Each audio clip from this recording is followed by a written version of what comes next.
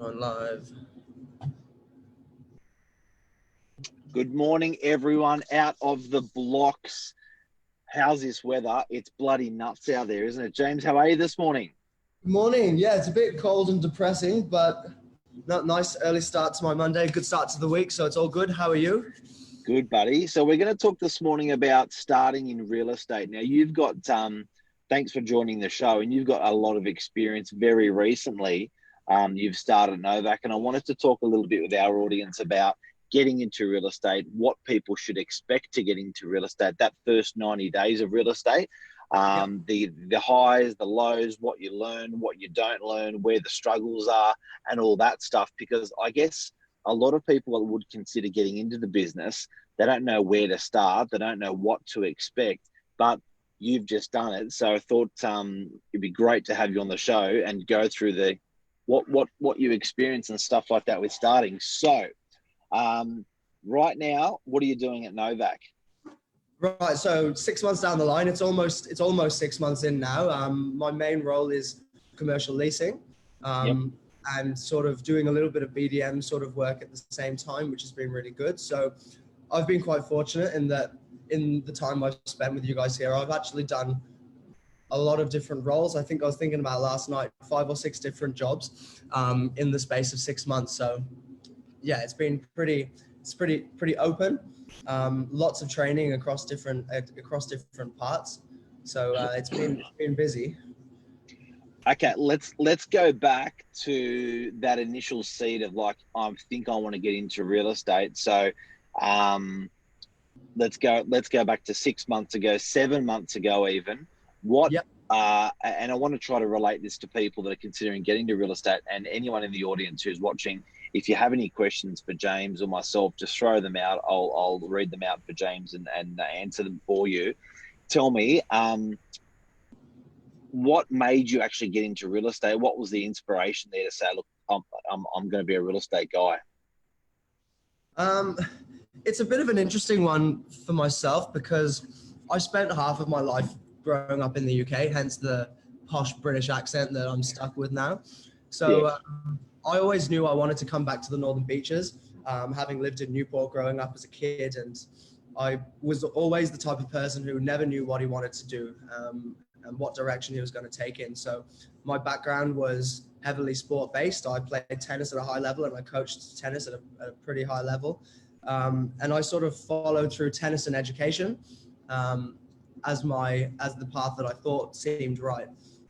But there were, after a couple of years of uni and going through my studies and my whole tennis playing background, I really was looking at a bit of a short game instead of the long game, I think, for the most part.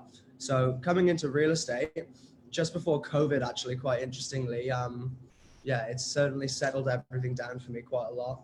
And it's So given them. why real estate though? Why did you go, okay, look, that's what I want to do? What was the attraction?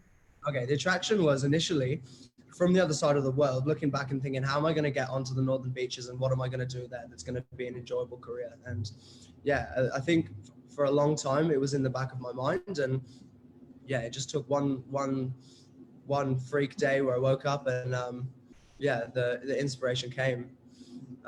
Lots of conversations to change my career and what I was going to do with myself. And real estate, it's on the surface, um, it's quite an interesting industry to try and move into. So as you were saying, without knowing much about it on the surface, it opened my eyes in the first week of being here and how deep and how much complexity there is to it.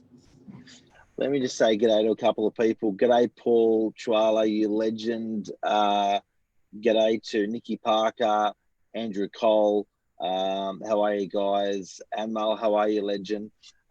So from the outside, tell me what were the things that you thought, yeah, that's why I want to go real estate over any other business? I saw it as something that was less structured, um, as opposed to sort of the structured background of coaching and education where everything is set in stone. With real estate, and what I've definitely learned in the last 6 months is that there's no structure to it whatsoever. Every single day is totally different. And you coined the term or use the term chaos and order quite often. And the previous industry was very, very much order based, and there are parts of chaos and order in real estate, but I think the chaos side probably suits a bit better to my personality. So yeah, it's been interesting in that respect. So getting a job, how did you get a job in real estate? How hard was it? I, I Or got how pretty, easy, or how easy was it? oh, how easy. No, I got pretty lucky. Look, I did my certificate of reg, and I thought I'm going to be proactive. I'm going to try and walk down all the high streets or all the main areas and hand in my CV. And I went to about 10 or 15 different real estate agents, and I went and caught up with one of my buddies, and his parents happened to know you, had a phone call with you, and then came in the next day. And yeah, lucky enough to be coming back from after that. So I didn't find it too difficult. Yeah, I got quite lucky. It sort of fell into place quite nicely for me, I suppose. Awesome. So first day of real estate. Yep. First day. Tell us about that. First day, I get put with Branca. So for anyone that knows Branca, she's like a superwoman in the office, but she's the senior property manager. She's been here for 12 or 14 years. So I was with her and just under her belt for the first day and for the first week. So that's pretty much just watching and helping out with property management type of things, really. So yeah, that was certainly the entry in. Try to see if I can impress Branco whatsoever. And yeah, lo and behold, I think I managed to do that. So yeah, she kept me on, which was great. And then here we are. And so what sort of jobs would you know, in that first day, in that first week, not knowing anything about real estate, were you given to do? Look, it's a lot of admin based sort of stuff to start off with. I think it was just to see how productive you can be and how you stay on task and how well you can organize yourself. So look, a lot of it was, as I say, property management. It would have just been doing odd bits and bobs or making phone calls or, you know, chasing arrears or doing things like that, you know, property managers are doing every other day. So yeah, I think it would start off like that, just trying to learn some of the processes and some of the pathways on the system, because it is quite complex and there's a lot to come to understand. So I suppose that was really the start, just trying to get a grounding and a basis of how the software works, how to use it, how it's beneficial, and yeah, how we implement it into everything we do. So for anyone who's just tuning in, we're talking about the first 90 days, hence the athlete coming out of the starting blocks behind my head. We're talking about James Lamplow's first 90 days in real estate. And James, within that period, when did you actually gel and go, mate, this is for me? When did you actually, when was the click?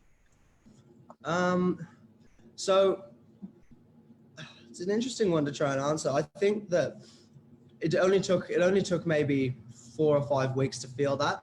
I started off doing this property management stuff with Branca, and then I moved over and helped Cleo, one of the other senior property managers, and then I got shipped over again from that sort of PM leasing to more of the commercial leasing and a little bit of residential leasing with another gentleman called Praveen. And look, I got on really well with all of the people I worked with from the beginning. So it didn't take long at all to feel comfortable. It's more the people around you. And we've got quite a big team here of 40 or so people. So yeah, I don't think at any point in that first week or first month was I feeling awkward or uncomfortable. It was just like, yeah, I can see this working here. I can see myself enjoying being here for a long time. So yeah, starts and off. What was the shittest part of your first 90 days? Shittest part of my first 90 days. Look, I don't know if there was any. Like you take it as it comes, but just getting used to the intensity of the ferocious speed that's worked at this office. That's probably the most difficult thing. Just getting used to that. Yeah, that serious grind, which you do it in different ways in different industries. So it's probably just the initial hurdle of getting used to what you're doing and trying to feel a bit more confident in it. And then, yeah, it all started to flow quite organically, I think. So that was the hardest bit. Just get that. It was like, shit, this is fast. This is moving. I need to move. There's a lot. a lot of information to take in a short amount of time, and that's fine. But that's the sort of time where it can make or break you, I think, where you can get overwhelmed by it, or you can just try and keep it cool and stay organized and try and stay on top of things. And it's not a job that you can just finish at 5:30 every single day. You put in what you get out what you put in, rather. And if you're not doing it, it's going to build up. So staying on top, being organized, and certainly watching people around you and how they organize and manage their time was quite important for me to see and to try and adapt to. Couple of questions. Comment here from Luke Rona. Hustle daily. I feel the need for speed. Nikki Parker says, do you need to do any course?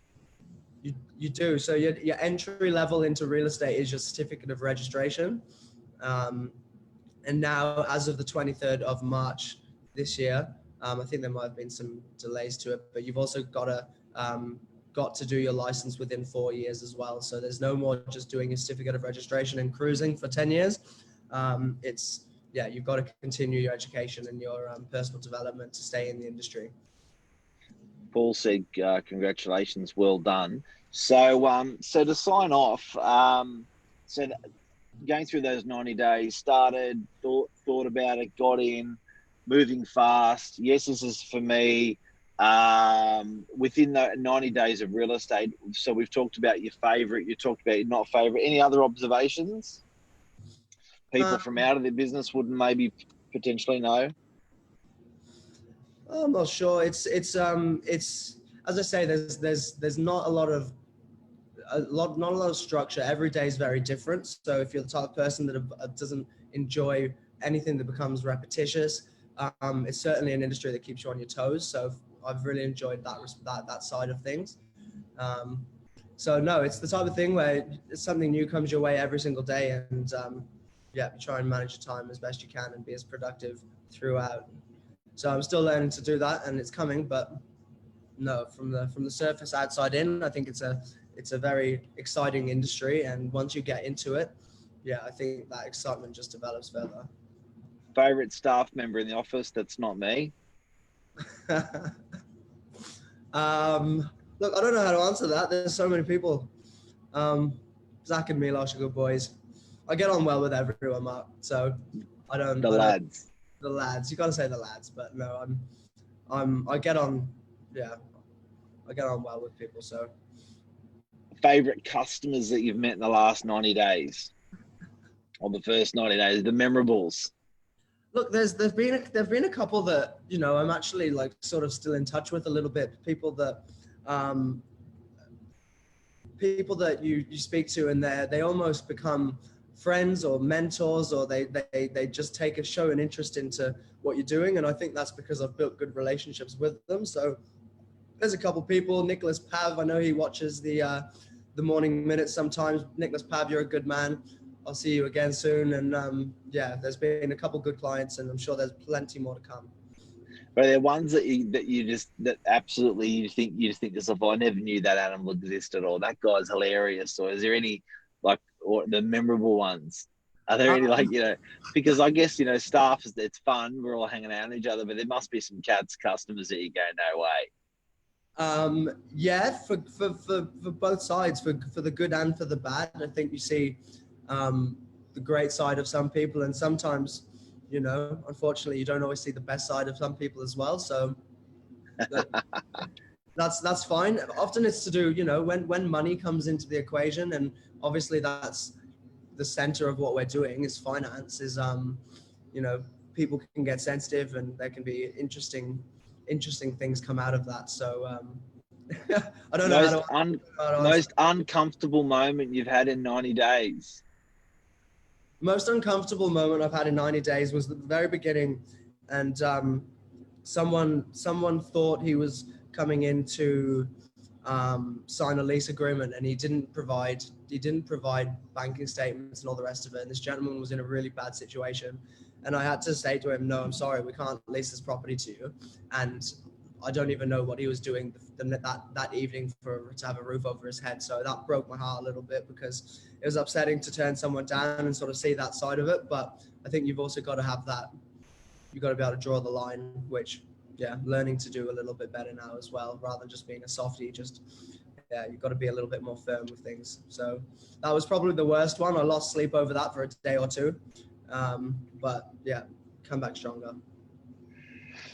James Lamplow, 90 days in real estate, what it looks like. Hopefully this has helped some people out there if they're considering getting into real estate or what the life of real estate looks like starting.